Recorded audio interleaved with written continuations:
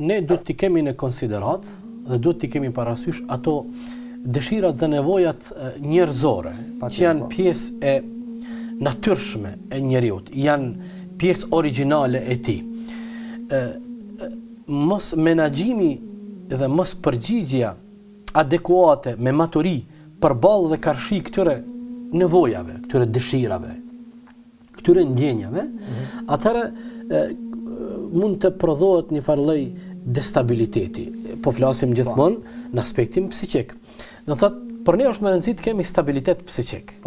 Nga se ata të cilët janë stabil në aspektin psiqik, ata janë të gjithë potencialisht kandidat të cilët në momentin kur i nënshtrohen në procesit edukativ, procesit pedagogjik, do të dalin, domethënë, kuadro dhe do të dalin të suksesshëm. Patjetër. Tash neve duhet të na interesoj ajo ana tjetër. Ajo ana e këtyre dëshirave dhe nevojave njerëzore që ato e joshin njeriu në vazhdimsi, se janë nevoja të natyrshme. Janë të rëndomta, janë origjinale.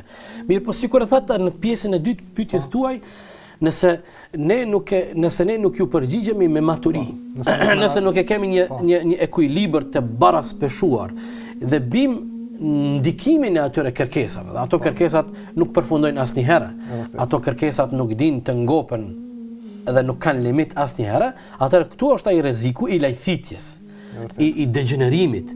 Prandaj i dërguari ynë sallallahu alaihi wasallam në mënyrën më të baraspeshuar, duke pasur parasysh gjithmonë këto nevoja të natyrshme, po në të njëjtën kohë duke pasur parasysh edhe atë stabilitetin që kërkohet psiqik dhe në anën tjetër pajtueshmërinë me advin vertikale hynore me krijuesin, atëherë i dërguari Allahu sallallahu alaihi wasallam në mënyrën më të matur, në mënyrën më të baraspeshuar na ka sugjeruar si t'i përgjigjemi këtyre nevoja. Unë do t'i marr disa shembuj sa për ilustrime praktike që ta kuptojnë shoqësit tonë, sigurisht.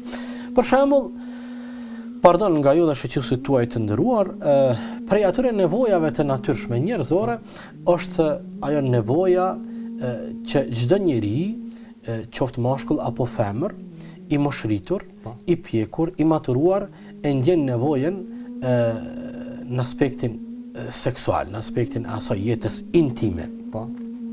Do të thotë, ne nuk mund të e anashkalojmë këtë nevojë të natyrshme që kjo nevojë tek njeriu është prezente në mënyrë të natyrshme. Ashtu e ka falë krijuesi fuqiplot.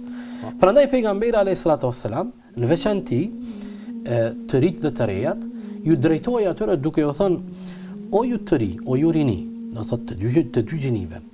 Kush për juve ka mundësi të martohet në rinin e tij të hershme, le të martohet. Domethënë, pejgamberi sa bën thirrje dhe sugjeron martesën e hershme, duke u nisur në këtë rast nga ky aspekt, nga aspekti i kësaj nevoje të natyrshme.